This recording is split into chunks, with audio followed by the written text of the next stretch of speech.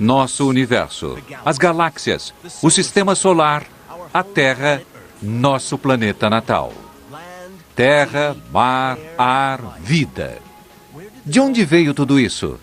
Olhe para o espaço a partir de nosso planeta e o que você vê é um vasto cosmos, repleto de bilhões de estrelas e galáxias. Volte no tempo, 13 bilhões de anos, e nosso universo era um lugar muito diferente. Era tão pequeno que poderia caber na palma de sua mão. A partir desse incipiente universo, tudo iria ser criado. Estrelas, galáxias e os alicerces da própria vida. O cálcio em nossos ossos, o ferro em nosso sangue, os átomos para o ar que respiramos, a água que bebemos, as matérias-primas para nossas cidades e máquinas. Mistérios da Ciência empreende uma jornada através do espaço e do tempo para descobrir como nasceu o universo e como ele criou tudo em nosso mundo. E, finalmente, como ele irá morrer.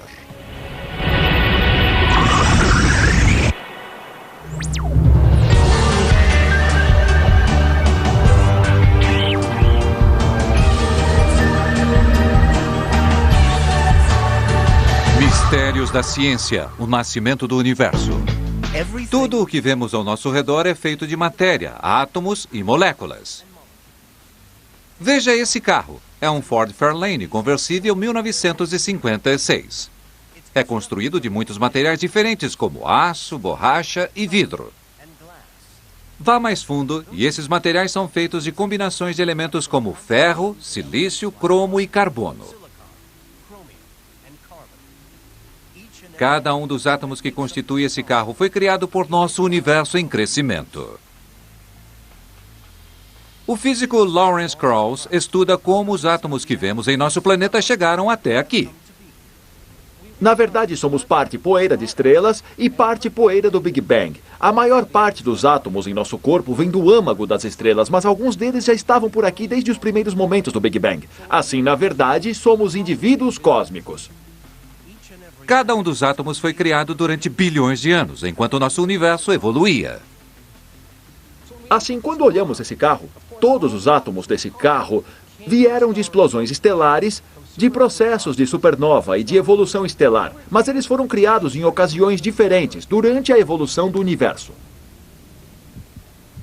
Para entender como o universo fez todas essas matérias-primas que vemos aqui na Terra, precisamos empreender uma incrível jornada e viajar de volta através do espaço e do tempo ao momento em que nosso universo nasceu. No começo, não havia coisa alguma, nem espaço, nem tempo. E então surge a luz. Subitamente surge um minúsculo ponto de luz infinitamente quente. Dentro dessa minúscula bola de fogo estava todo o espaço. Esse foi literalmente o começo do tempo. O relógio cósmico estava funcionando, o tempo podia fluir e o espaço se expandir. Nos primeiros momentos do Big Bang, se você voltar ao zero, tudo em nosso universo, tudo que podemos ver, toda a matéria e toda a energia em todas as galáxias estavam então contidas em uma região menor do que o tamanho de um único átomo hoje.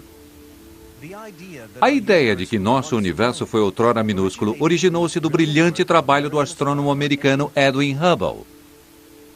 Por volta dos anos de 1920, a maioria dos astrônomos acreditava que tudo que era possível ver no céu à noite eram estrelas, e elas eram parte de nossa galáxia, a Via Láctea. Mas Hubble não estava convencido disso. Ele estudou uma nuvem de luz em rotação chamada nebulosa Andrômeda e mostrou que era uma cidade-estrela. Uma outra galáxia distante e fora de nossa própria galáxia. Ele mostrou que essas outras galáxias estavam se afastando da nossa, e quanto mais distante estavam, mais rápido pareciam estar se movendo. O universo estava se expandindo. E se o universo estava se expandindo, então em algum ponto no passado ele deveria ter sido menor, muito menor. e deveria ter tido um início. Nascia ali a ideia do Big Bang. O físico teórico David Spergel é um especialista em Big Bang. A teoria do Big Bang não é realmente uma teoria de como o universo começou, mas sim uma teoria de como o universo evoluiu. Ninguém sabe exatamente o que aconteceu durante o Big Bang, mas cientistas de fato sabem que uma fração de segundo após o universo ter nascido, essa minúscula bola de fogo super quente já estava começando a se expandir. Não sabemos como o universo começou. Por isso, iniciamos nossa história quando o universo tinha 1/1000 de 1/1000 de 1/1000 de 1/1000 de minuto de idade. Muito jovem. O universo era do tamanho de uma bolinha de gude. Menos de 1 trilhão de trilionésimo de segundo depois do Big Bang, o universo do tamanho de uma bolinha de gude estava muito instável e passou por uma enorme explosão de crescimento. Durante esse período de expansão incrivelmente rápida, o próprio espaço se expandia mais rápido que a velocidade da luz.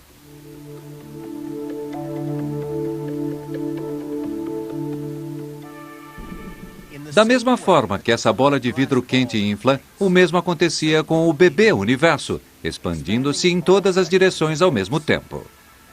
E à medida que se expandia, ele esfriava. 1 trilhão de trilionésimos de segundo depois do Big Bang, o universo era pequeno o suficiente para caber na palma da sua mão. Uma minúscula fração de segundo mais tarde, ele estava do tamanho de Marte. Mais uma outra fração de segundo e o bebê universo tinha crescido até 80 vezes o tamanho da Terra. 1 trilionésimo de segundo depois do Big Bang, nosso recém-nascido universo ainda estava se expandindo. Mas ele não continha matéria, era pura energia. A famosa equação de Einstein, E igual a mc ao quadrado, mostrava que massa e energia são intercambiáveis. Isso nos deu conhecimento para construir armas de destruição em massa. Isso também revelou como o universo criou a primeira matéria.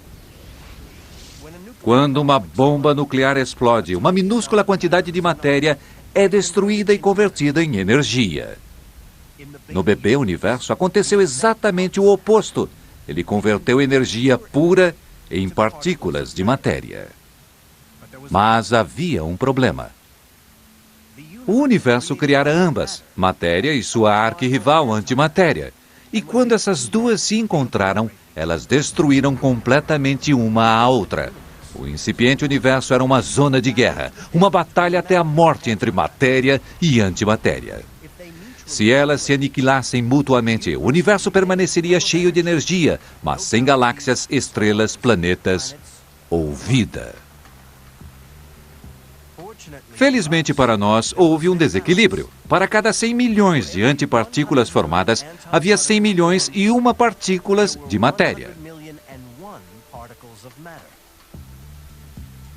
Mas havia aquela partícula extra de matéria deixada em cada volume.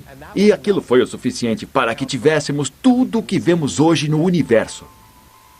Esse minúsculo desequilíbrio levou ao surgimento de toda a matéria que vemos no universo, galáxias, estrelas e planetas, até mesmo aos conversíveis e a nós, seres humanos. O astrofísico Carlos Frank, da Universidade de Durham, na Inglaterra, explica. Nós somos um pouco dos restos de fragmentos da destruição da matéria e da antimatéria. Nós somos sobras desse processo. Se o universo não tivesse desenvolvido essa ligeira assimetria entre matéria e antimatéria, o universo teria sido completamente monótono, não haveria estrutura, não haveria galáxias, não haveria planetas. Saber como era esse recém-nascido universo é um desafio para os cosmologistas desde que o Big Bang foi apresentado pela primeira vez. Agora, em um dos maiores laboratórios da Terra, eles são capazes de recriar condições que quase certamente existiram um instante após o Big Bang. Chamado colidor relativístico de íons pesados, ou RHIC, e está no Laboratório Nacional de Brookhaven, em Long Island. É como uma máquina do tempo, levando-nos a 10 milionésimos de segundo após o Big Bang. Aqui, cientistas como Todd Satogata aceleram partículas subatômicas até quase a velocidade da luz e então as fazem colidir umas contra as outras. As partículas correm por esse túnel circular de 800 metros de comprimento, em direções opostas 78 mil vezes por segundo. E então colidem dentro desse gigantesco detector, maior do que uma casa de 3 andares. Ao se chocarem, elas geram um calor incrível, exatamente como o verdadeiro jovem universo. Acreditamos que o universo no início era extremamente quente, bilhões de vezes mais quente que o centro do Sol. E o que se está fazendo esmagando esses núcleos juntos é derretendo matéria, criando matéria quente o suficiente para nos dar um lampejo do que o universo parecia no início. Quando as partículas colidem, elas se quebram e lançam uma chuva de partículas ainda menores. É mais ou menos como se descobre do que os carros são feitos, observando-os colidirem um contra o outro. Você pode fazer com que 2 carros de corrida corram e se choquem um contra o outro de frente. E ao fazer isso, muitas vezes você começa a ver padrões diferentes. Um pneu aparece aqui, um radiador aparece ali, e pouco tempo depois você pode começar a perceber que um carro de corrida é feito dessas determinadas peças. O que os cientistas de Brookhaven descobriram é que dentro dessas colisões superaquecidas surge uma forma de matéria completamente diferente. E essa matéria contradiz as teorias anteriores sobre a natureza do início do universo. Porque não é um gás, é um líquido. Era super quente, 100 milhões de vezes mais quente do que a superfície do Sol. Havia tanta energia dentro do jovem universo que as partículas vibravam tão rapidamente que não tinham viscosidade, não havia fricção e ele fluía perfeitamente. Esse líquido é perfeito, não tem viscosidade e em um certo sentido seria o óleo de motor perfeito, exceto pelo fato do calor ali ser de 1 trilhão de graus. Dentro do colidor, esse surpreendente universo líquido existe apenas por uma minúscula fração de segundo. Os cientistas de Brookhaven foram bem-sucedidos ao recriar condições que existiam há mais de 13 bilhões de anos. Apesar do universo ser um líquido perfeito, ele estava em um turbilhão. Estava repleto de partículas subatômicas, chocando-se umas com as outras, liberando cada vez mais energia. Havia tanta energia que, a menos que as partículas ficassem menos agitadas, elas nunca iriam se unir e criar átomos, os alicerces da matéria. E o universo nunca iria criar as galáxias e estrelas, ou mesmo nós. O universo tem agora 1 milionésimo de segundo de idade. De um tamanho menor do que o de um átomo, ele se expandiu chegando a 8 vezes o tamanho do sistema solar. Depois do incrível turbilhão do 1º milionésimo de segundo, o universo estava agora relativamente tranquilo. Durante os 3 minutos seguintes, o cosmos em expansão esfriou o suficiente para que prótons e nêutrons se unissem e formassem o primeiro núcleo atômico, hidrogênio e hélio. Esses ainda não eram átomos propriamente ditos. Faltava-lhes um ingrediente essencial, o elétron. No quente bebê universo havia muitos elétrons por ali, mas havia ainda tanto calor e energia que os elétrons estavam se movimentando muito rápido para formar uniões.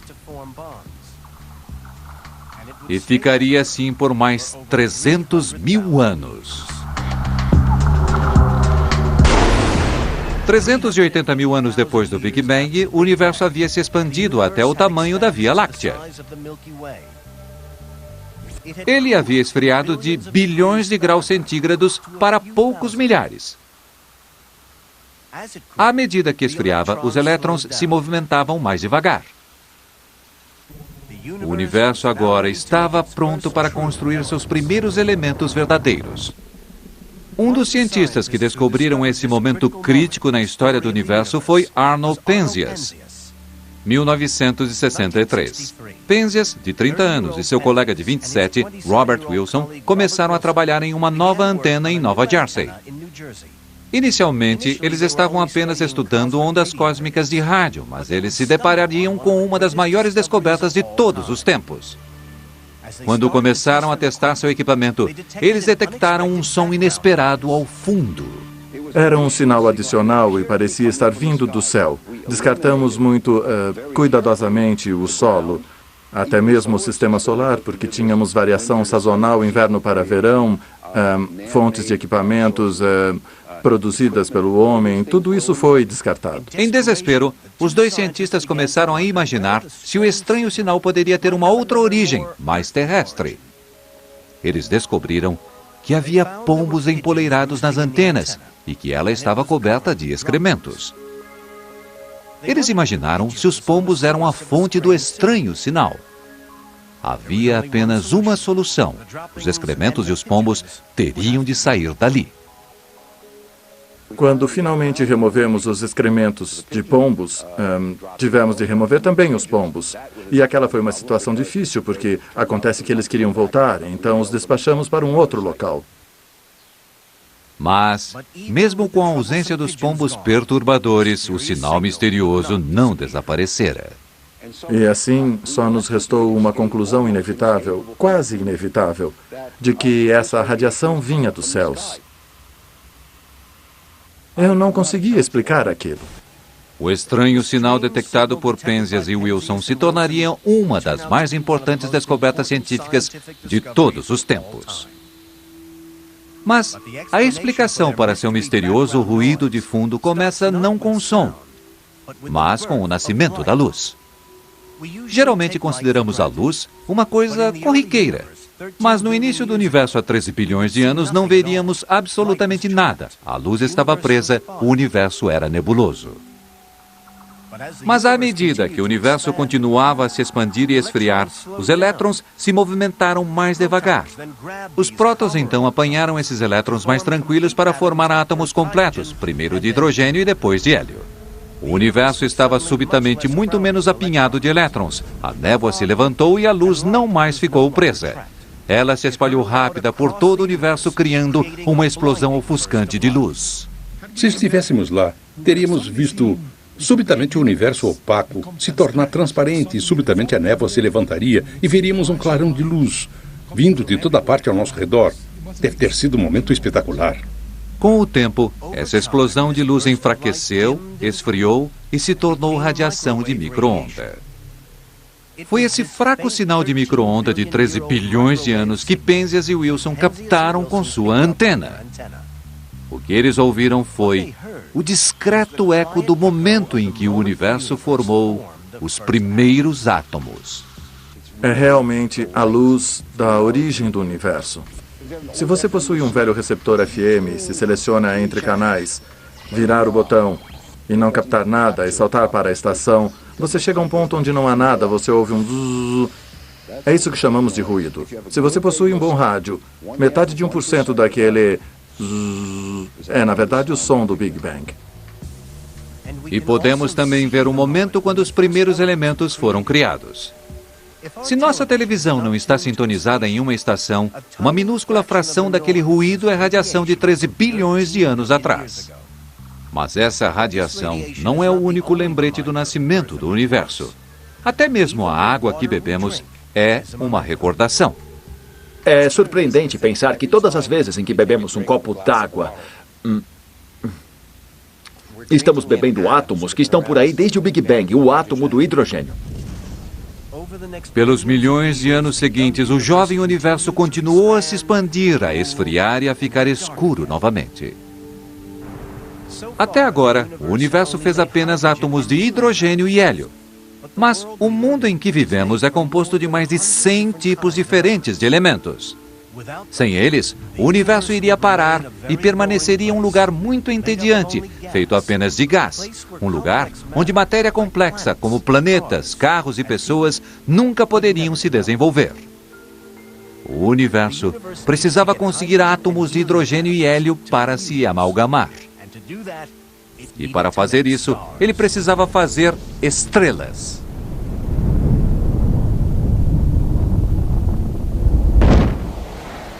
O universo agora tinha 200 milhões de anos de idade, bilhões de anos-luz de um lado a outro. Sua temperatura caiu tanto que ele estava mais frio do que nitrogênio líquido, menos de 186 graus Celsius. Estava também escuro. Ele teria permanecido um lugar muito sombrio, cheio de gás, mas sem galáxias, estrelas ou planetas, se não tivesse sido por uma coisa. O bebê universo não nasceu perfeito. Carlos Frank criou uma fantástica simulação em 3D de como o primitivo universo evoluiu. Ele mostra que quando o universo emergiu do Big Bang, ele era irregular. Surgiram pequenas rachaduras, que eram muito minúsculas, muito pequenas, e foi essa erupção, na face do bebê universo, que mais tarde se desenvolveu nos padrões que vemos hoje nas galáxias. Sem essas rachaduras, o universo teria sido um lugar muito sombrio. As primeiras pistas de como essas rachaduras se desenvolveram em galáxias e estrelas aparecem quando outros cientistas começaram a examinar a radiação do Big Bang, descoberta por Penzias e Wilson. Assim, Penzias e Wilson viram que essa radiação era, pelo que podiam dizer, uniforme. O que os cosmologistas fizeram nos 20 anos seguintes foi trabalhar muito para tentar encontrar minúsculas variações. E eles acabaram encontrando-as. E para isso eles usaram a WMAP, uma sonda espacial projetada para detectar e analisar em detalhes variações da radiação de fundo cósmico. Lançada em 2001, a sonda de 150 milhões de dólares carregava alguns dos mais sensíveis instrumentos já levados até o espaço. Nossos olhos detectam apenas luz de estrelas visível, mas a WMAP pode sintonizar dentro da invisível radiação de micro-onda. Uma vez em órbita ao redor do Sol, ela apanhava fraca radiação que vem repercutindo pelo universo desde o início dos tempos. Quando olhamos para a radiação de fundo cósmico, estamos olhando para essa radiação que vem fluindo em nossa direção desde 500 milhões de anos depois do Big Bang. Inicialmente, o universo cósmico parecia sem brilho e parecia ser o mesmo em toda a parte. Mas quando a WMAP revelou o contraste, os resultados foram espetaculares. O bebê universo não era nada uniforme e sem brilho, estava cheio de oscilações. Essas minúsculas oscilações nos dizem quais as variações em densidade, quantas coisas há e como ela varia de lugar para lugar. Essas regiões mais densas sucumbirão para formar agrupamentos de galáxias e superagrupamentos e as próprias galáxias. Essas regiões de pouca densidade irão crescer e se tornar regiões vazias entre galáxias. Portanto, esse quadro, na verdade, é nossa conexão entre o universo quando era um bebê com 500 milhões de anos de idade e o universo hoje com 13 bilhões de anos. Essas minúsculas imperfeições no emergente universo se tornariam galáxias e estrelas. É uma das mais fantásticas proposições em física. A ideia de que galáxias como a Via Láctea, que contém 100 milhões de estrelas, começaram outrora sua vida como uma minúscula rachadura na estrutura do universo. O material nessas rachaduras estava repleto de nuvens de átomos de hidrogênio rodopiando. O vazio entre as nuvens crescia cada vez mais. As nuvens de gás ficaram mais densas e mais quentes. A gravidade uniu as nuvens de gás em filamentos, como contas em fios de uma rede cósmica.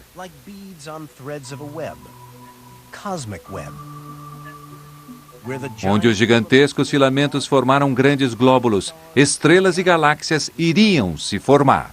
À medida que o universo evoluía, gases eram capazes de se condensar em nuvens, que finalmente se desfaziam para formar estrelas. As estrelas se acomodavam em um disco rotatório que mais tarde se tornaria uma galáxia em espiral, como a Via Láctea.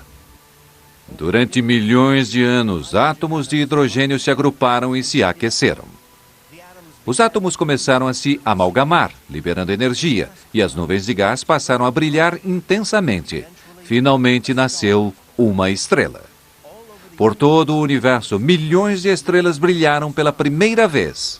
A aparição das primeiras estrelas deve ter sido um acontecimento espetacular. Se estivéssemos lá, teríamos realmente visto fogos de artifício, isolados, enormes clarões de luz gerados quando do nascimento das estrelas. O universo se expandiu muitos trilhões de vezes seu tamanho original. Ele ficou repleto de estrelas recém-criadas, feitas de hidrogênio e hélio. Essas jovens estrelas não eram nada parecidas com o nosso Sol. Elas eram muito instáveis. Mas foi sua instabilidade que faria do universo um lugar muito mais interessante, porque bem no fundo de cada nova estrela, algo surpreendente estava acontecendo. Elas estavam criando novos elementos. A ideia de que as estrelas formam átomos veio do astrofísico inglês Sir Fred Hoyle, um dos maiores astrônomos do século XX. Hoyle não acreditava que o universo começara em uma única explosão. Na verdade, ele cunhou o nome Big Bang como um termo irônico. Hoyle queria saber de onde vinham os elementos mais pesados do que hidrogênio e hélio. Ele imaginou que as estrelas agiam como reatores nucleares, trabalhando um pouco como uma bomba de hidrogênio em câmera lenta.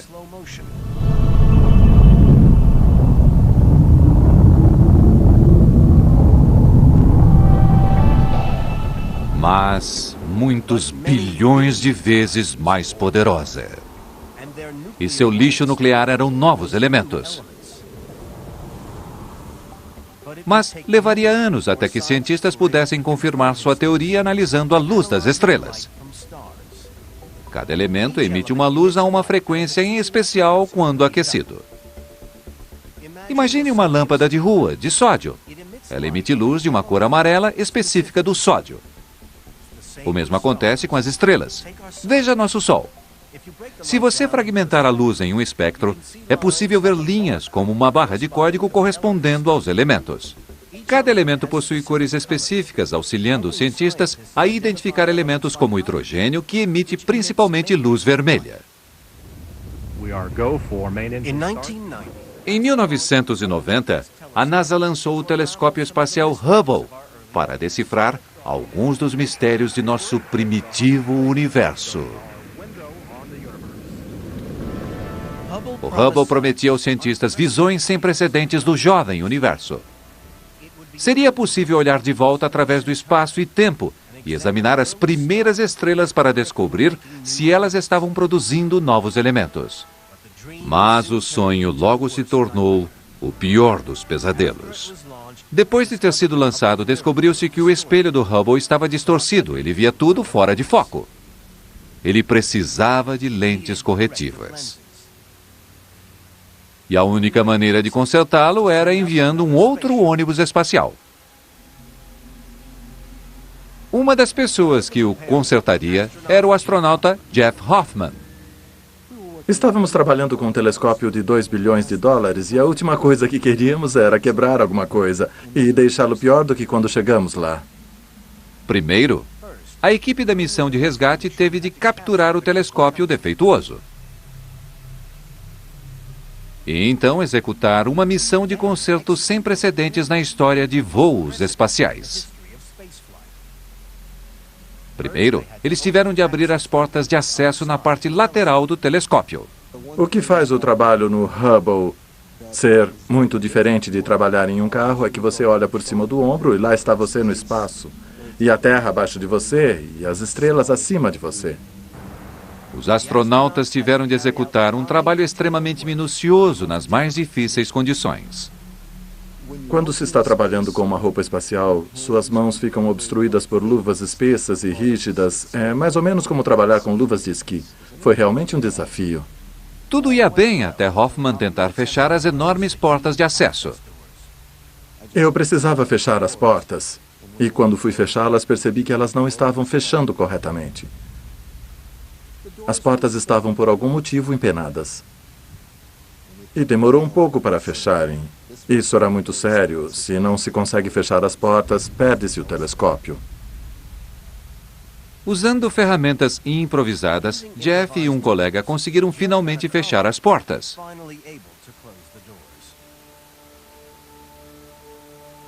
A equipe demorou 5 dias para consertar o telescópio com defeito. Cosmologistas pelo mundo todo estavam ansiosos. Eles esperavam ver se o mais dispendioso telescópio já construído poderia entregar o que as pessoas que o projetaram haviam prometido originalmente. Eu me lembro bem da véspera de Ano Novo, 1993.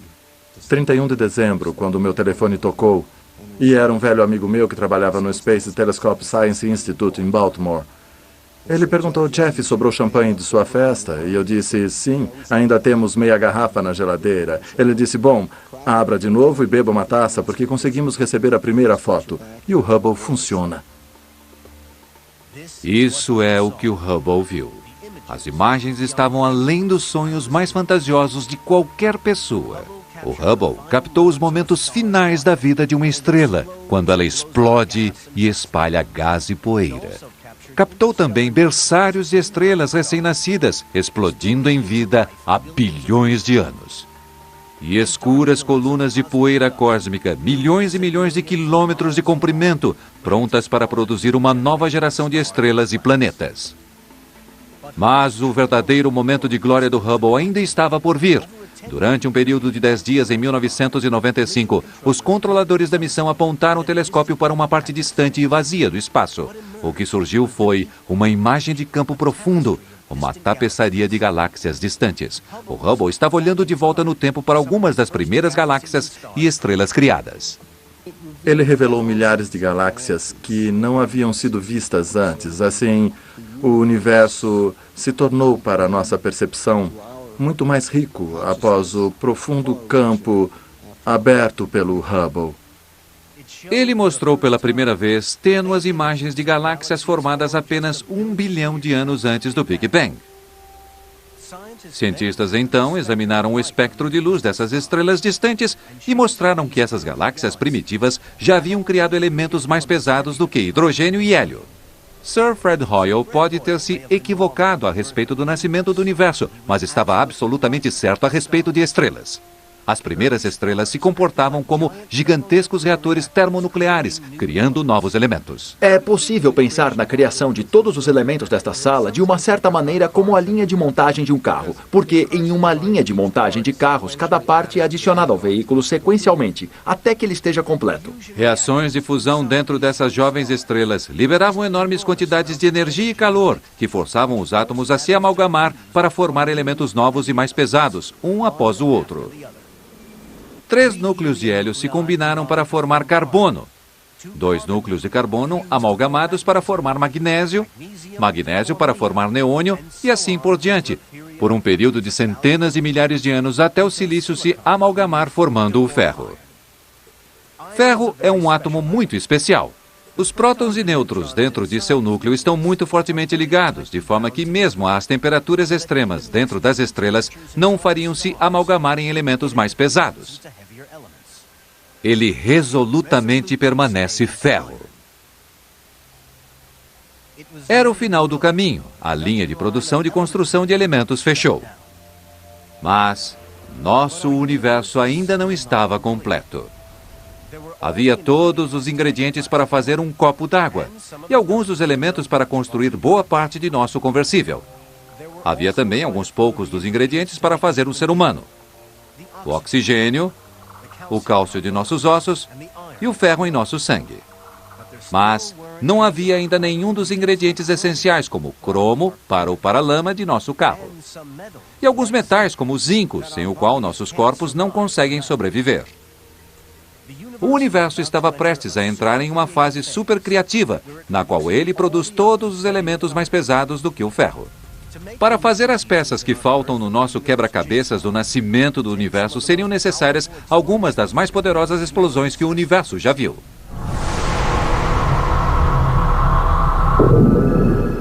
Nosso universo já comemorou seu aniversário de 500 milhões de anos.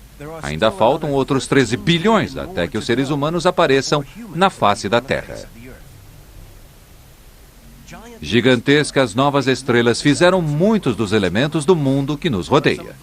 Mas alguns elementos vitais ainda estão faltando, metais pesados como cromo e zinco e caros como ouro e platina.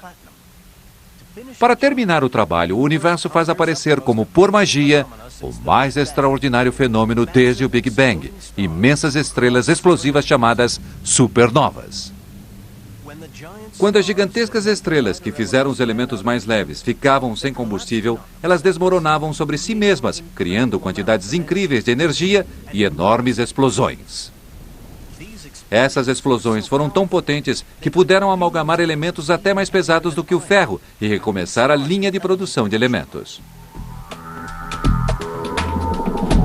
Tony Mezzacapa, do Laboratório Nacional de Oak Ridge, no Tennessee, acredita que sem as estrelas explosivas, a própria vida não existiria.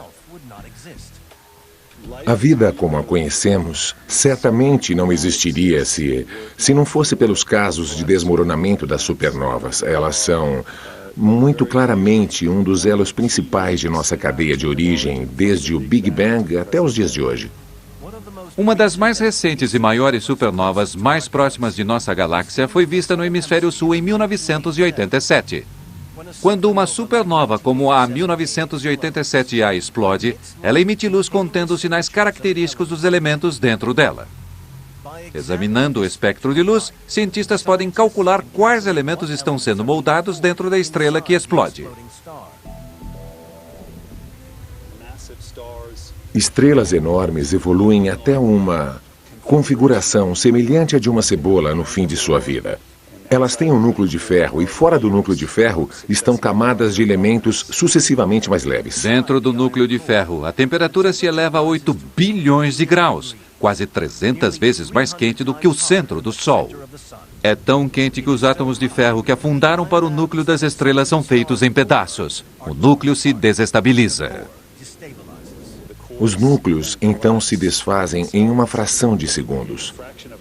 O desmoronamento continua em densidades realmente muito elevadas. O núcleo se desfaz a velocidades de mais de 68.800 km por segundo.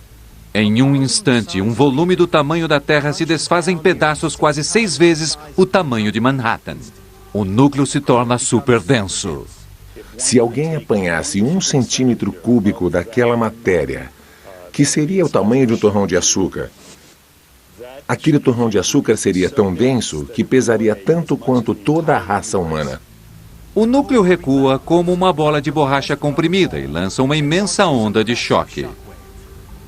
A onda de choque voa para fora a toda velocidade, se despedaçando através das diferentes camadas da estrela.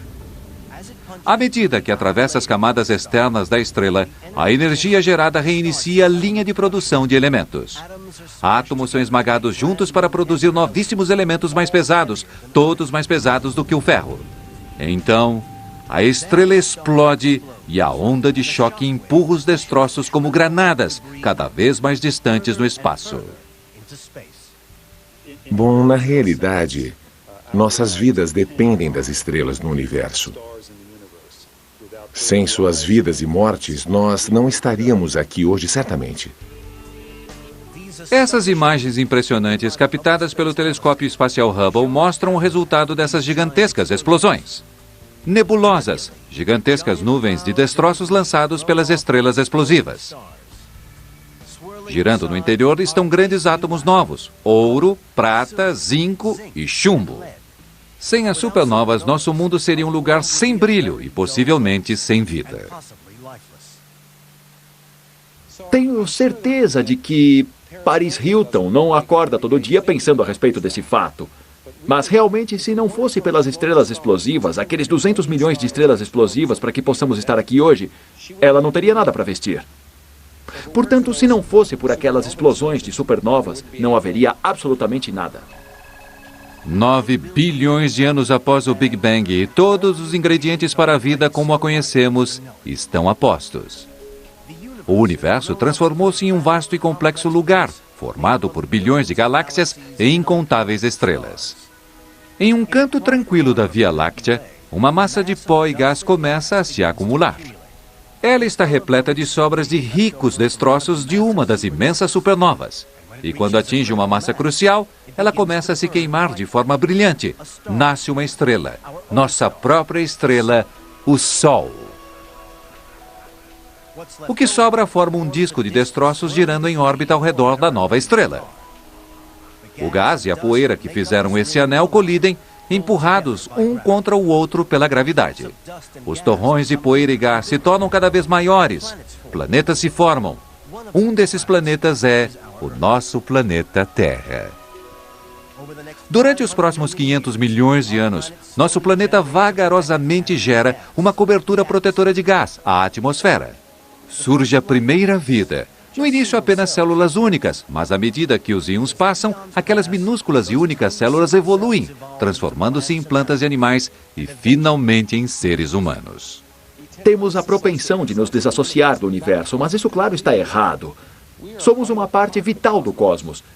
E, portanto, quando falamos da origem e da evolução do universo, estamos, na verdade, falando a respeito da nossa própria origem e evolução. Tudo o que vemos em nosso planeta foi feito no Big Bang, ou dentro de uma estrela. Cientistas como Krauss acreditam conhecer hoje a gênese de cada átomo que criou o mundo em que vivemos.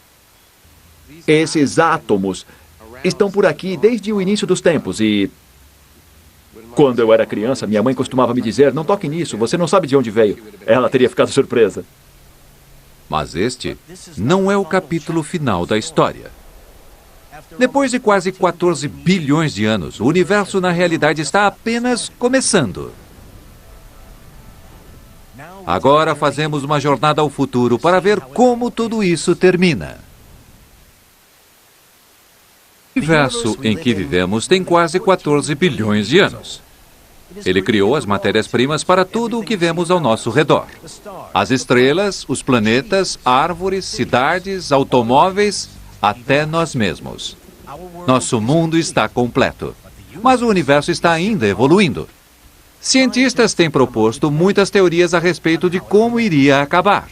Sabemos que nosso universo começou em um Big Bang. O que não sabemos ainda é como será o futuro de nosso planeta.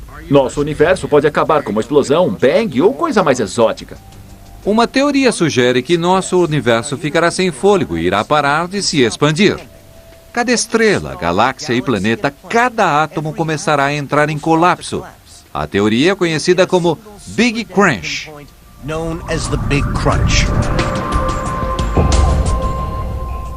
Para descobrir se o universo realmente entrará em colapso sobre si mesmo, cientistas precisam descobrir, em primeiro lugar, se ele ainda está se expandindo ou se está ficando mais lento. O astrofísico Saul Perlmutter estuda a morte do universo, procurando sinais luminosos no espaço. Estrelas explosivas chamadas supernovas tipo 1A. Se você tem um número suficiente dessas estrelas explosivas, essas supernovas, cuja luminosidade você está mensurando, então as que parecem mais e mais fracas estão mais e mais distantes. E você tem algumas supernovas um pouquinho mais luminosas. Elas estão mais próximas. Algumas que são um pouquinho mais fracas, portanto, estão mais longe. As supernovas tipo 1A são semelhantes às supernovas que criaram os elementos pesados. Elas se diferenciam de uma maneira importante. Elas sempre explodem exatamente com a mesma luminosidade. Isso porque elas são criadas da mesma forma. Duas estrelas circulam, ligadas uma à outra, mantidas juntas por sua atração gravitacional. Uma é ressequida e superdensa, brilhando com calor branco, uma anã branca. A outra estrela inchou, atingindo um tamanho enorme. É um gigante vermelho que está queimando o finalzinho de seu combustível. À medida que as duas estrelas orbitam, uma atraindo a outra, o gnomo branco suga o gás de sua companheira e começa a crescer ano após ano. Quando chega a exatamente 1,44 vezes a massa de nosso Sol, o gnomo branco não resiste, entra em colapso e então explode, liberando uma erupção ofuscante de energia. Cada tipo de supernova 1A explode no mesmo ponto, em inglês chamado de tipping point, e assim são igualmente brilhantes e visíveis pelas vastas distâncias do universo. Perlmutter precisa descobrir centenas de supernovas tipo 1A, e então medir a velocidade com que estão se distanciando de nós.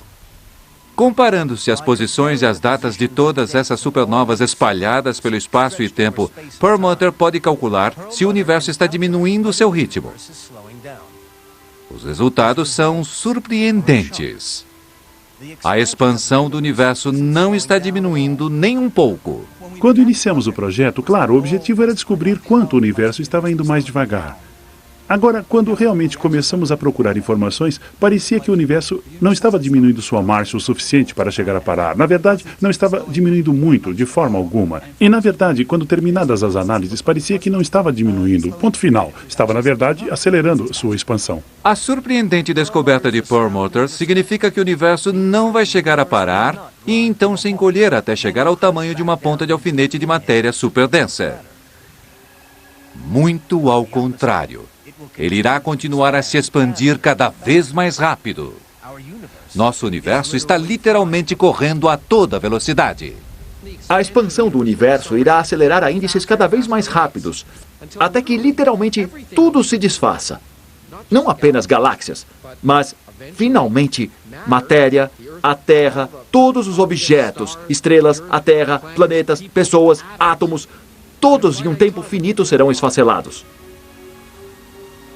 Muito antes de nosso Sol deixar de queimar, 100 bilhões de anos no futuro, as galáxias irão se afastar.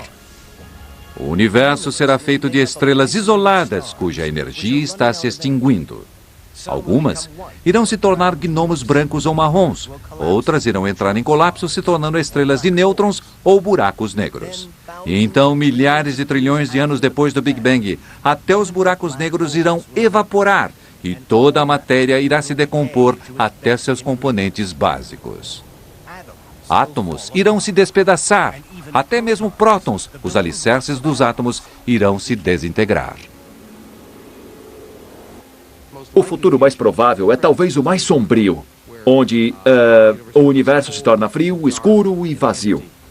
À medida que o universo continua a se expandir e as galáxias a se afastarem umas das outras, o espaço se tornará vazio e morto. Nosso próprio ajuntamento de galáxias se afastará de nós mais rápido do que a velocidade da luz e irá desaparecer do céu noturno. Finalmente tudo irá parar e isso será o final de todas as coisas. Finalmente, o universo irá morrer e tudo o que sobrará será um espaço frio, escuro e sem vida. Versão brasileira Centauro.